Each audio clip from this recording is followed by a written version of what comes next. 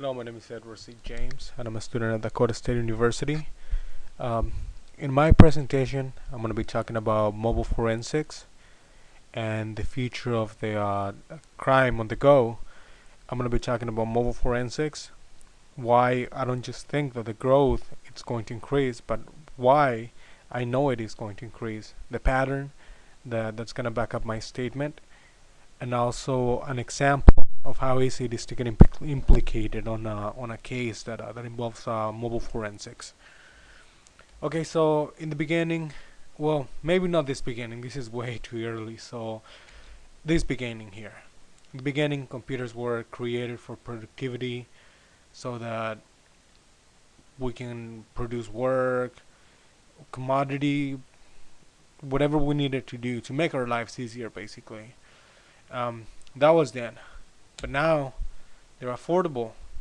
I mean, we all have them. We all have computers. We all utilize them, and for what? I mean, a good example of it would be Facebook. I mean, who doesn't use Facebook? I mean, come on. Even my grandma has a Facebook. And now, with the growth of computers and so many people using them, just like everything, people have found ways to exploit them, commit crimes with them, and law began to focus on crimes and on this as a problem. So when that took place, well, computer forensics was born, and with that,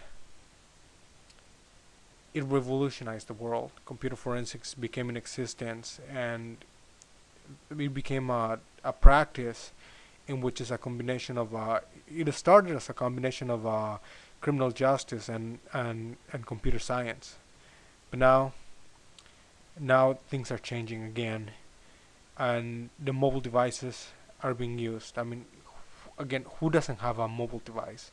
Who doesn't have a smartphone nowadays? I mean, even my grandma, everybody else, and her friends have a mobile device.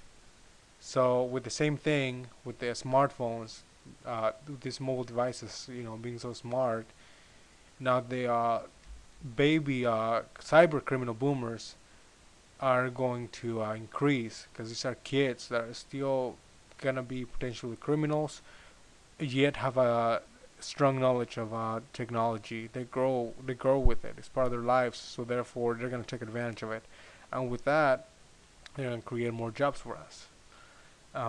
And well, why do I say that? I mean, that sounds terrible, but it is the reality of it, and one may wonder into their mind as far as how in the world does someone get involved in a computer crime? And I mean, you gotta be dumb. You may think in your mind, but not exactly.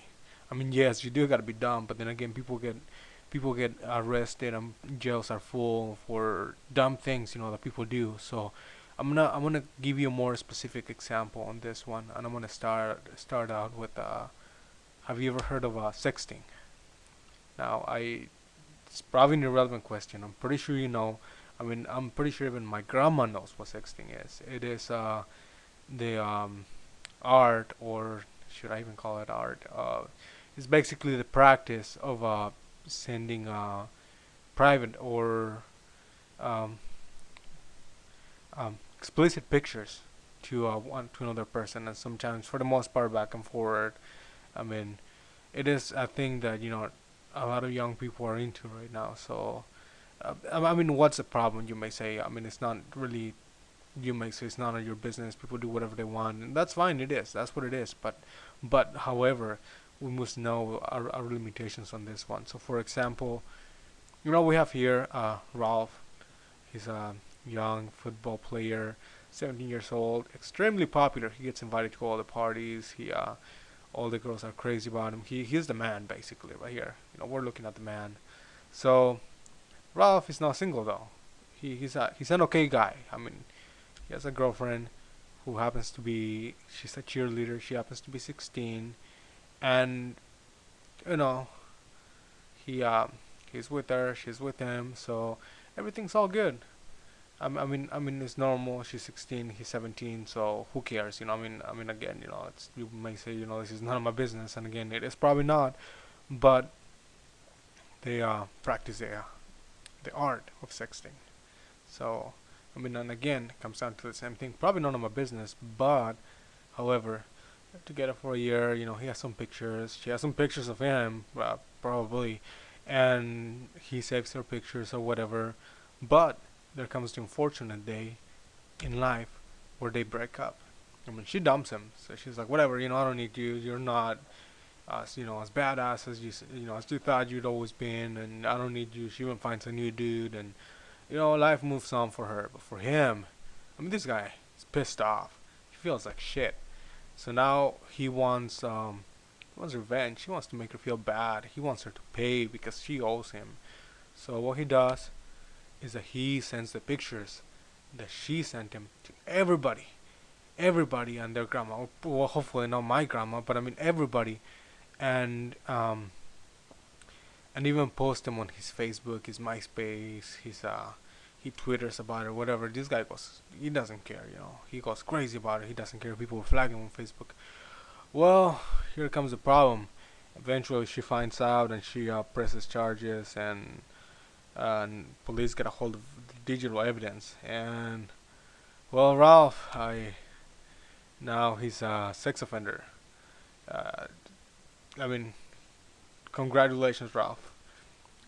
You're a sex offender now. You ruined your life. So now you see how serious it is. And it may be funny the way I put it, but this has happened in the past to more than one person, and it will continue to happen.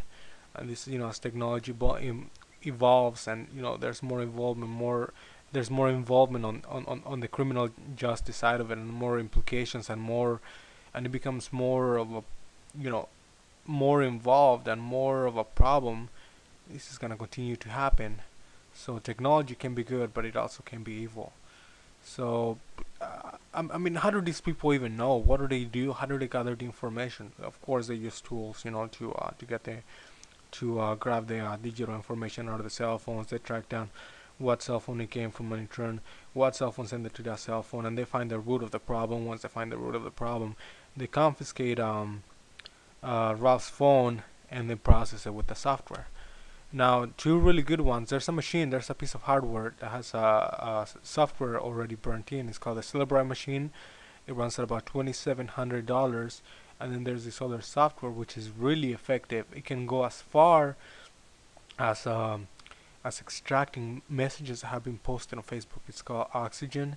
So chances are that the officer, well, not the officer, but the investigator in charge of the investigator in charge of this case probably pulled off Oxygen and said, yeah, it came from his cell phone and it was posted on Facebook, and that's how the conviction came about. So now that you know the patterns, which are very clear, what's happening nowadays, and what it is going to continue to happen, and how easy it is to get implicated. Do you have any doubts that mobile forensics is going to play a huge role in in in our society, in technology, and in the wireless industry? This is again Edward C. James with Dakota State University, presenting for the wireless security class. Thank you.